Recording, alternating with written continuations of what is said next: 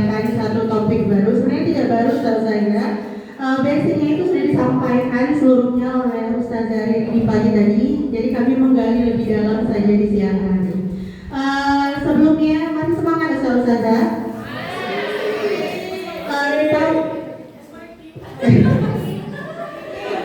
Boleh, tapi kayak anak TKS breakingnya nggak apa-apa ya Ustazah. Ada namanya tepuk the best ya. Ini afirmasi untuk menyatakan bahwa kita ini adalah orang-orang terbaik seperti itu ya. Jadi kalau disampaikan tepuk the best, you are the best, I am the best, we are the best, you and me the best. Ya, kita yang sadar. Ini sekalian afirmasi untuk kita bahwa kita adalah orang-orang terbaik seperti itu ya. Bisa saja yang paling semangat dapat hadiah. Sponsor dari Ustazah ini.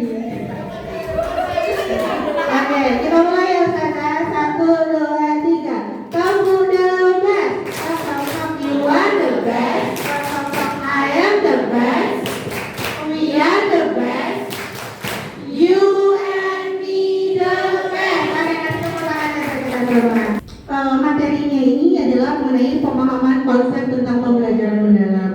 Sebenarnya apakah pembelajaran mendalam itu? Tapi sebelum masuk ke pembelajaran mendalam, ada yang ingin saya bangun konsepnya Ustazah.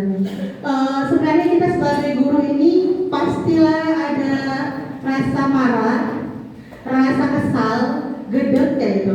Karena kalau saya merasakannya dari kurikulum 13 Ustazah. Ketika nyaman sekali, saya merasa kurikulum ternyaman itu adalah kurikulum K13. Mudah, tinggal ATM, tinggal eksekusi kayak gitu. Jadi kita tidak usah repot-repot lah kalau K13. Terus berganti menteri, berganti ada kurikulum merdeka. Kurikulum merdeka baru merangkak, mau coba tahu apa sih kurikulum merdeka itu? Sudah ganti lagi kayak gitu ya. Ada namanya pembelajaran mendalam. Sebenarnya mungkin Pak Abdul Muti ini tahu juga Ustazah bahwa kita guru itu pasti akan marah. Guru itu pasti akan protes. Guru itu pasti akan merasa kesal. Makanya ketika masuk ke pembelajaran mendalam, ketika kami diajarkan itu Ustazah, yang dipelajari terlebih dahulu bukan konsep pembelajaran mendalamnya, tapi apa? Ada namanya mindset. Pola pikir ini Ustazah adalah aset terpenting dalam diri kita. Karena apa?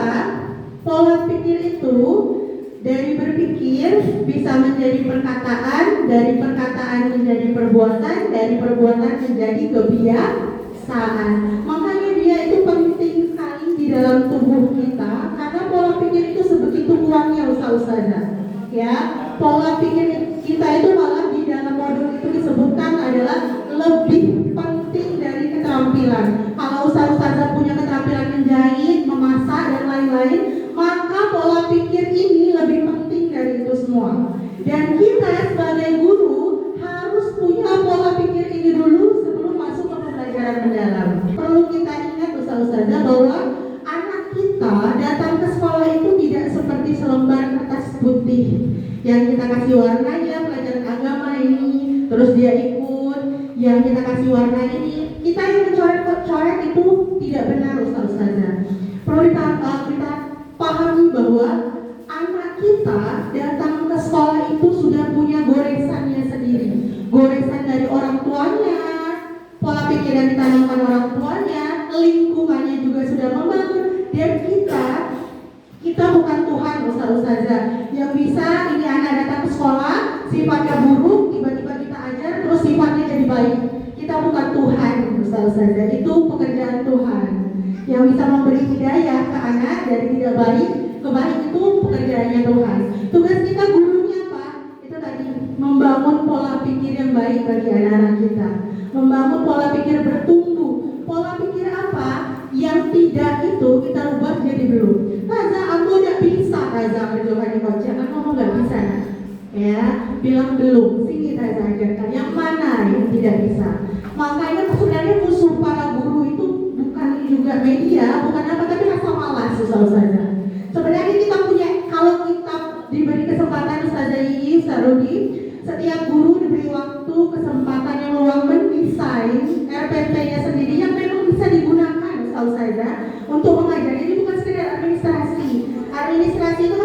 waktu, rugi kertas, kayak gitu. Tapi kalau kita memang disuruh dan diberikan waktu untuk mendesain benar-benar pembelajaran yang kita mau dan bisa kita terapkan ke depannya nanti, alangkah baiknya seperti itu.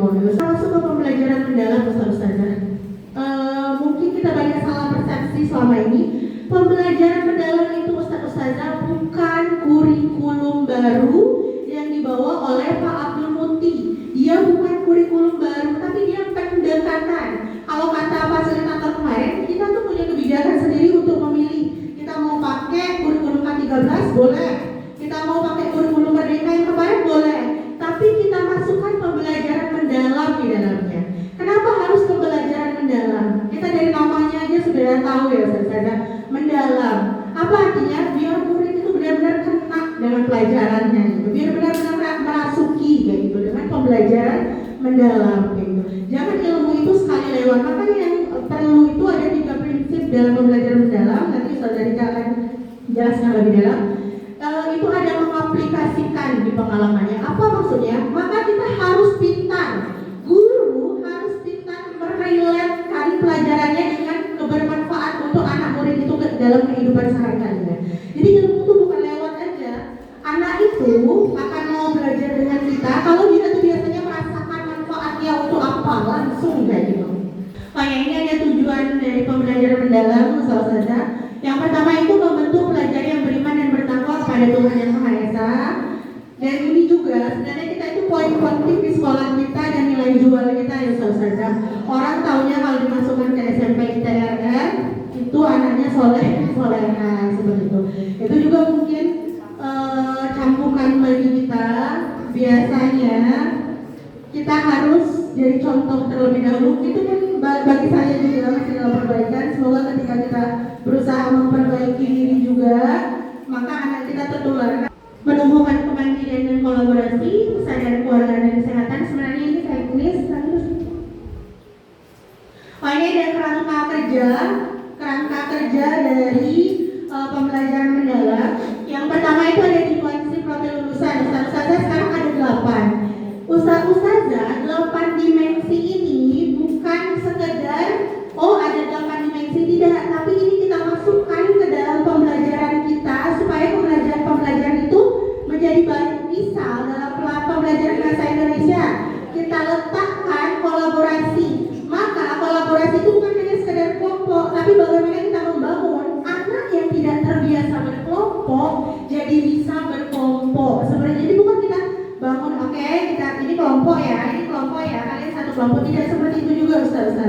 Jadi memang ada alasan kenapa kita membuat anak itu berkelompok, kenapa kita membuat anak itu berkolaborasi seperti itu. 8 ini harus ada ketika mereka lulus dari sekolah kita. Mungkin itu saja Ustazah, untuk persingkat waktu lebih dalam akan dijelaskan oleh Ustazah Rika Maringa dan Ustazah Rizky Dianti. Mohon banyak maaf. Wassalamualaikum warahmatullahi wabarakatuh. Bismillahirrahmanirrahim. Assalamualaikum warahmatullahi wabarakatuh.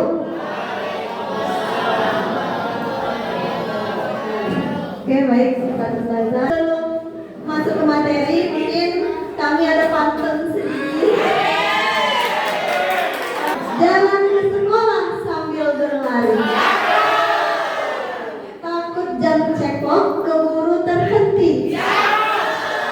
Kami berdiri bukan karena pandai, hanya ingin berbagi ilmu. Ini judul di depan sudah tampak. Nah, apa yang akan dibahas? Prinsip pengalaman belajar, lalu ada asesmen, serta memilih media yang menarik dalam game eksperimen. Ini kami masukkan sedikit tentang memilih media. Ini berhubungan dengan kemarin ada permintaan dari Pak Heru. Jadi kami disuruh menambahkan IHT ya, tentang memilih media pembelajaran yang menarik tentang game eksperimen. Apa itu pembelajaran mendalam atau deep learning? Itu bukan pembelajaran mendalam ini bukan hanya menghafal, tapi memahami secara mendalam. Jadi kita tidak lagi yang harus anak biasanya kan ditanya apa yang dimaksud dengan ini, sebutkan dengan ini. Kita bukan dituntut lagi seperti itu, jadi siswa tidak dituntut seperti itu, tapi bagaimana siswa dapat mengaplikasikan ilmunya di dunia kenyataannya, gitu ya Ustazah. Lalu dapat mendorong siswa untuk berpikir kritis, reflektif, dan menerapkan pengetahuan dalam konteks nyata. Yang ketiga, berbasis pada koneksi antar konsep, pemecahan masalah, dan refleksi diri. Nah, ini tugas kami di sini menyampaikan poin tentang prinsip apa itu pembelajaran mendalam. Jadi apa saja prinsip dalam pembelajaran mendalam ini ada 3 Ustazah. Yang pertama itu berkesadaran. Lalu yang kedua ada bermakna, dan yang ketiga ada tadi dan mengembirakan Ustazah. Apa itu pembelajaran yang berkesadaran, yang mengaplikasikan prinsip berkesadaran dalam pembelajaran? Yaitu peserta didik dapat memahami tujuan pembelajaran serta termotivasi secara intrinsik untuk belajar serta aktif mengembangkan strategi belajar untuk mencapai tujuannya. Yang mana peserta didik hadir penuh dalam pembelajaran dan mampu menumbuhkan rasa ingin tahu. Jadi yang dikatakan di sini adalah prinsip dalam berkesadaran ini, bagaimana cara kita membangun motivasi belajar peserta didik untuk memiliki motivasi dalam mengikuti pembelajaran yang kita berikan. Bagaimana seharusnya siswa ya dalam prinsip berkesadaran ini, peserta didik diberi kesempatan untuk menentukan pilihan dalam proses belajar beserta alasan yang mendasarinya. Lalu mereka juga dilibatkan dalam mengembangkan strategi belajar mereka sendiri, lalu terbuka terhadap perspektif baru dan memiliki rasa ingin tahu terhadap pengetahuan serta pengalaman baru yang akan dijelajahinya. Yang diharapkan bukan hanya dia menonton kita ceramah, lalu mungkin ada yang ditinggal tidur dan lain-lain, dia saja ngobrol sesama temannya. Nah, di sini diharapkan peserta didik itu punya motivasi, tertarik dengan pembelajaran yang kita berikan. Itu bagaimana caranya? Nah, itu ada di poin nomor 2. Bagaimana peran guru dalam menumbuhkan kesadaran siswa untuk dapat termotivasi dalam mengikuti pembelajaran kita. Yang pertama, memberikan tujuan yang jelas dan bermakna. Jadi kita harus sebelum kita memberikan materi, kita harus memaparkan dulu apa tujuan kita dalam pembelajaran hari itu. Jadi jelas tujuannya apa. Kalau tentang ekonomi kreatif, saja. Jadi kenapa kita belajar ekonomi kreatif? Bukan hanya kita tahu apa saja jenis-jenis ekonomi kreatif, tapi bagaimana siswa memiliki ide yang muncul untuk mereka kembangkan sehingga nanti bisa mereka terapkan di kehidupan nyatanya. Lalu yang kedua, mendorong refleksi. Jadi peserta didik, guru memberikan refleksi, ditanya bagaimana perasaannya, bagaimana motivasinya, itu harus kita tahu dulu, kita bangun dulu. Lalu yang selanjutnya, menciptakan lingkungan belajar yang positif. Nah, kan biasanya kita nih Ustazah kalau ngajar mungkin ada guru yang kaku, pokoknya tidak boleh bergerak, misalnya Ustazah, tidak boleh nengok kiri kanan. Karena kami dulu pernah Ustazah punya guru yang kalau kami noleh sedikit saja pasti ditegur. Nah, itu kalau menurut kami Ustazah, kalau sekarang tidak bisa lagi diberlakukan seperti itu. Karena siswa-siswa kita sekarang ini bukan zamannya lagi harus ditekan, harus dikaku. Jadi boleh santai tapi tetap tertib gitu sebetulnya. Dan peran guru ini, guru mendorong siswa untuk bertanya dan berdiskusi.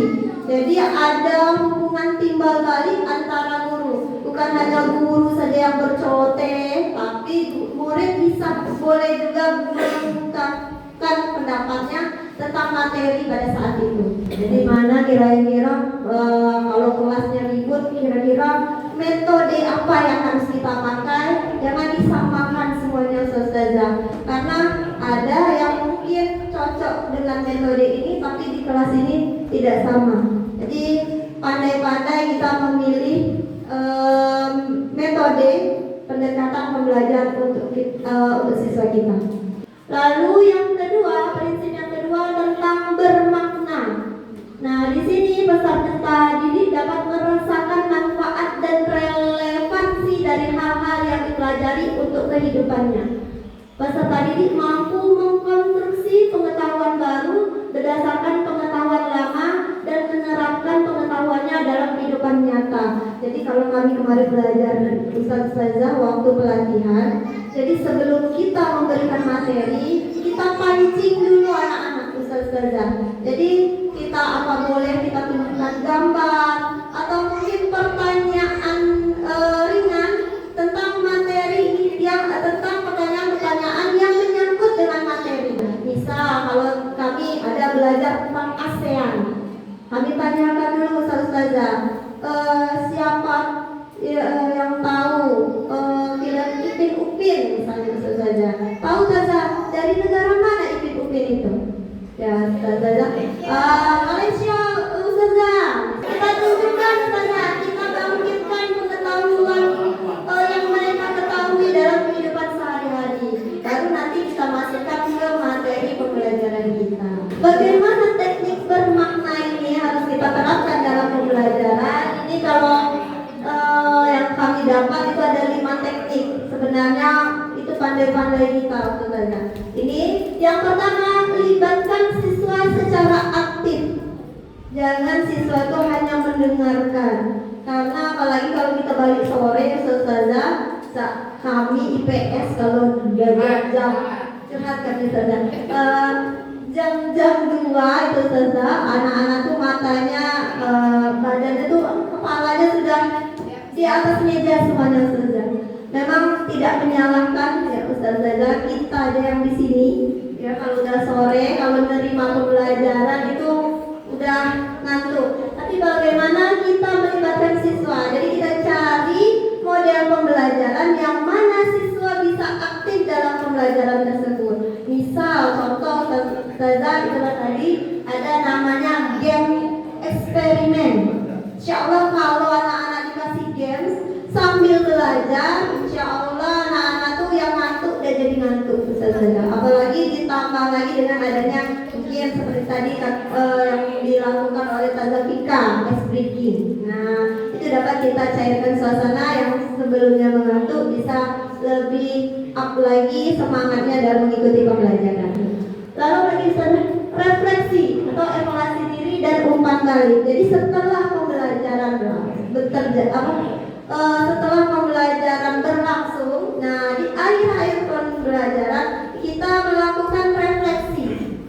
Dengan cara apa Ustazah? Menanyakan bagaimana pembelajaran hari ini, apa yang kalian pahami hari ini. Ditanya Ustazah, mungkin tidak mesti harus satu-satu ditanyakan, tapi dengan kita menanyakan tersebut kita tahu Ustazah, bagaimana anak-anak itu kira-kira masuk gak materi yang sudah diberikan, kira-kira sudah paham belum materi yang kita berikan. Nah, ini yang prinsip yang terakhir dalam pembelajaran dalam, yaitu mengembirakan. Apa itu pembelajaran yang mengembirakan? Pembelajaran mengembirakan ini adalah merupakan suasana belajar yang positif, menyenangkan, menantang, dan memotivasi. Dimana kalau di sini peserta didik merasakan dihargai atas keterlibatan dan kontribusinya pada proses pembelajaran. Lalu peserta didik terhubung secara emosional sehingga lebih mudah memahami, mengingat, dan menerapkan pengetahuannya. Pembelajaran berdiferensiasi.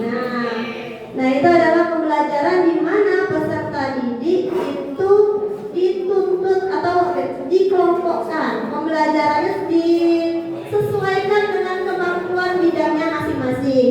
Misalnya anak-anak yang kinestetik, kita kasih tugasnya, kita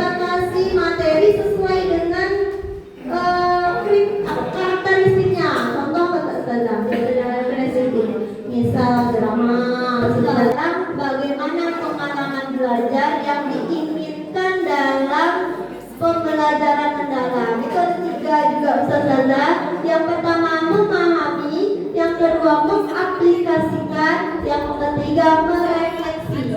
Asesmen dalam pembelajaran mendalam hampir mirip dengan asesmen dalam kurikulum Merdeka.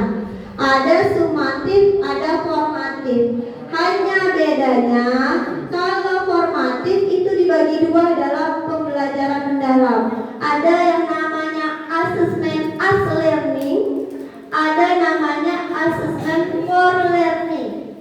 Untuk yang asesmen sumatif itu nama kerennya namanya asesmen of learning. Penilaian formatif atau itu ada dua. Asesmen as learning itu dilakukan di awal pembelajaran. Apa fungsinya? Untuk memberikan refleksi diri murid. Kita tahu biasanya di awal kita tanya dulu tentang bagaimana kemampuan siswa, tanyakan ada namanya pertanyaan tematik. Nah, pertanyaan tematik ini untuk menguji seberapa jauh pengetahuan siswa pada materi yang akan kita pelajari. Assalamualaikum warahmatullahi wabarakatuh.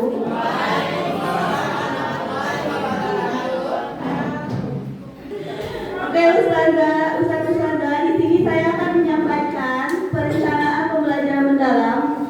Semua materinya tadi sudah disampaikan oleh Kak Mila dan Kak Rika. Jadi saya cuma merancang RPP. Di sini RPP itu sama seperti yang kemarin, cuman ada tambahan sedikit. Nah, di sini ada rumus pembelajaran untuk deep learning, yaitu ada 8334. Nah, yang 8 itu tadi ada 8 profil lulusan. Oke, 8 profil lulusan itu ada pertama, keimanan dan ketakwaan kepada Tuhan Yang Maha Esa. Yang kedua, kewarganegaraan. Yang ketiga, penalaran kritis. Yang keempat, kreativitas. Yang kelima, kolaborasi. Yang keenam, kemandirian. Yang ketujuh, kesehatan. Dan terakhir, komunikasi. Ada 3 prinsip pembelajaran yang baru disampaikan oleh Tazalika. Yang pertama, bermakna, berkesadaran, dan menggembirakan. Yang ketiga itu pengalaman belajar. Nah, nanti ada kata-kata memahami, mengaplikasi, dan merefleksi.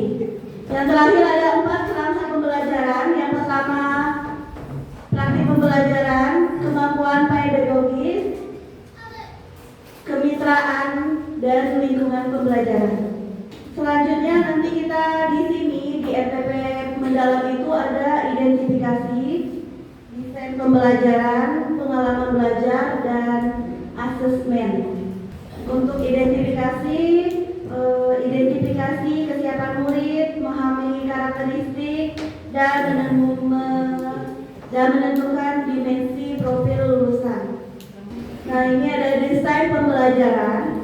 Yang pertama, menentukan tujuan pembelajaran, menentukan kerangka pembelajaran, ada praktek pedagogis, kemitraan pembelajaran, lingkungan pembelajaran, dan pemanfaatan digital.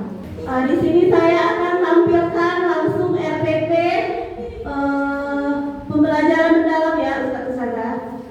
Tadi kan ada rumusnya ya, Ustazah ya. Ini sebenarnya sama aja. Ustazah bisa berpatokan dengan RPP dan modul yang kemarin-kemarin. Hanya saja ada beberapa tambahan. Yang tadi yang rumus tadi itu 8334. Oke, yang pertama itu ada identifikasi. Ini identifikasi guru dan ada identifikasi mata pelajaran. Di identifikasi mata pelajaran itu ada dimensi profil lulusan. Itu yang ada rumus tadi yang 8 itu 8334 tadi itu 8-nya sebelumnya tidak ada kan Ustazah. Nah, di deep learning ini ada. Jadi nanti Ustazah menentukan dulu profil lulusannya apa. Kalau saya kan guru matematika, jadi di sini NPP ini saya pilih lulusan, dimensi profil lulusannya itu penalaran kritis, kolaborasi, dan kemandirian. Nah, di sini Terus yang selanjutnya itu ada desain pembelajaran. Ada CP sama seperti yang modul ajar kemarin, ada CP-nya. Ada lintas ilmu. Nah, di sini lintas ilmu baru ya satu saja. Di sini seperti materi ini relevan dengan mata pelajaran IPA tentang materi jarak atau seni rupa tentang gambar yang berpola. Tujuan pembelajaran sesuai dengan topik yang akan Ustaz ajarkan. Selanjutnya topik pembelajarannya ukuran satuan jarak. Ada tujuan, ada topik, ada praktek pedagogik. Nah, lingkungan pembelajaran itu ada 3. Ruang fisik, ruang virtual, budaya belajar. Nah, kalau ruang fisik itu kelas, lingkungan, sekolah, dan rumah. Asesmennya ada kuisis dan Google Form. Jadi di sini asesmennya itu melalui kuisis kan digital kan, lewat laptop dan wifi. Nah, di sini pengalaman belajar ada langkah-langkah pembelajaran. Ada kegiatan awal. Nah, di kegiatan awal itu bisa ustazah berikan penjelasan, prinsipnya berkesadaran, menggembirakan atau bermakna. Sama aja seperti RPP yang lama-lama. Hanya tadi ada yang 8334 tadi ya, tambahnya satu saja. Nah, kegiatan intinya memahami prinsipnya berkesadaran. Karena saya tadi menggunakan metode PBL, jadi yang pertama itu orientasi masalah pada siswa. Orientasi peserta didik pada masalah. Jadi yang pertama misalnya peserta didik mengamati video, mengamati gambar. Ini sudah saya rancang ya Ustazah, jadi Ustazah ini saya bagikan aja. Tapi ini yang matematika, jadi Ustazah buat sendiri ya. Yang keempat, mengembangkan dan menyajikan hasil karya. Nah, di sini bisa anak-anak presentasi. Yang kelima, menganalisis dan mengevaluasi. Di sini bisa refleksi. Refleksi itu bisa berupa pertanyaan, apakah murid-murid udah paham, senang gak hari ini? Nah, seperti itu. Oke, Ustazah, demikianlah. Sebelum itu, nanti Ustazah akan dibentuk kelompok perukun. Ustazah satu lagi ya, ada namanya inquiry kolaboratif. Yang tadi ada lintas mata pelajaran itu, nah misalnya matematika dengan IPA. Di IPA dan matematika, IPA-nya memilah sampah, matematikanya menghitung jumlah sampah. Seni budayanya misalnya hasilnya itu dibuat poster. Nah, itu namanya kolaboratif, inquiry kolaboratif. Ustazah di sini kita akan membuat RPP sesuai rukun. Ustazah, kelompok 1 bahasa Indonesia, bahasa Arab, bahasa Inggris. Kelompok 2 IPA, MM, Informatika. Kelompok 3 IPS, PKM. Kelompok 4 PAI, Hadis, Yasaro, Tahfiz. Kelima Prakarya, Seni Budaya, BK, dan PJOK. Silakan membentuk kelompok.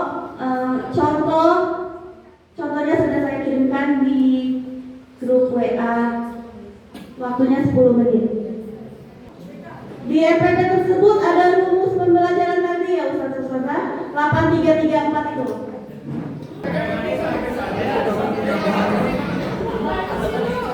Saya boleh langsung konfirmasi, jadi kita akan cek nanti.